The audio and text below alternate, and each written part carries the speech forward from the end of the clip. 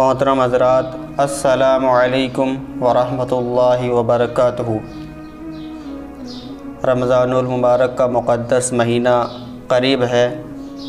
اللہ تعالیٰ کا بہت بڑا احسان اور کرم ہے کہ اللہ رب العزت نے ہمیں رمضان المبارک کا مقدس مہینہ عطا فرمایا۔ تو رمضان کا استقبال ہمیں کیسے کرنا ہے؟ تو فرمایا گیا کہ رمضان کا سب سے بڑا استقبال یہ ہے کہ ہم اپنے دل کو صاف کر لیں، اپنے دل کو بغض، کینہ، حسد سے اپنے دل کو پاک اور صاف کر لیں۔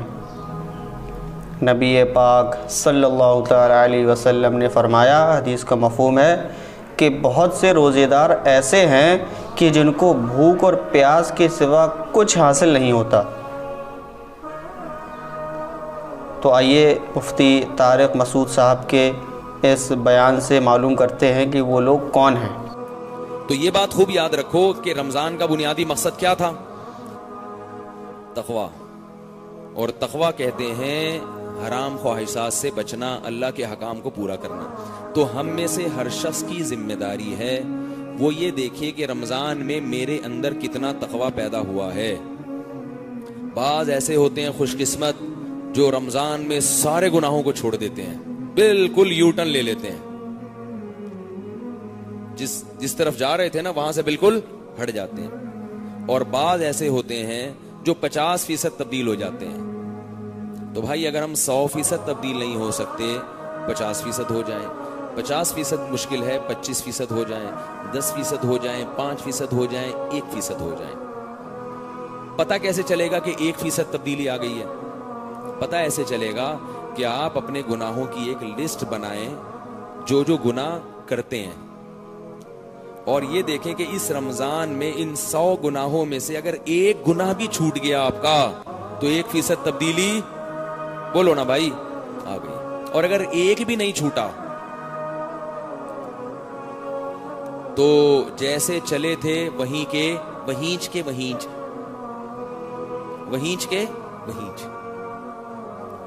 کوئی فائدہ رمضان کا نہیں ہوا۔ ثواب مل گیا، روزے کا بھی مل گیا۔ یہ ان لوگوں کے لیے جو روزے رکھ رہے ہیں، نمازیں پڑھ رہے ہیں، جو رکھ ہی نہیں رہے ان سے تو میں بحث ہی نہیں کر رہا ابھی، کیونکہ وہ تو تقویٰ چاہتے ہی نہیں۔ تقویٰ چاہتے تو روزہ تو رکھتے کم از کم۔ جو روزے دار ہیں ان کی زندگی سے اگر ایک گناہ بھی چھوٹ گیا تو رمضان کا بہت بڑا مقصد حاصل ہو گیا۔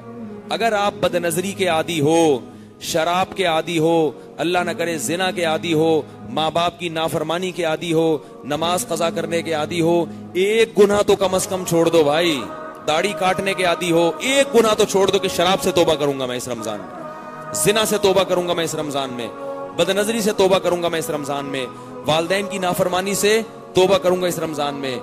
کچھ نہیں ہوتا، 5 وقت نماز کی پابندی اب سے شروع کر دوں گا میں۔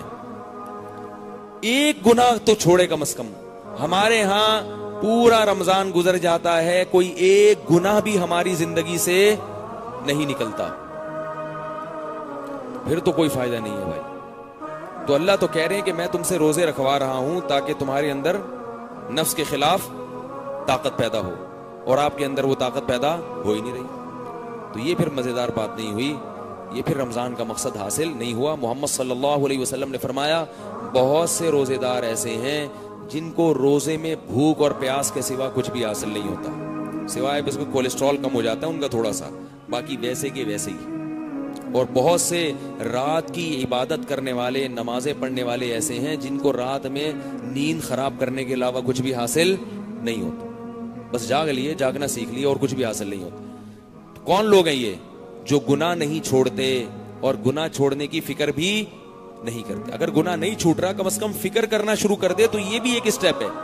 اور یاد رکھو ایک گناہ چھوڑنے سے دوسرا گناہ چھوڑنا خود بخود آسان ہو جاتا ہے۔ تو اللہ تعالی ہم سب کو کہنے اور سننے سے زیادہ عمل کی توفیق عطا فرمائے، اور رمضان المبارک کے مقدس مہینے کی قدر کرنے کی توفیق عطا فرمائے، آمین۔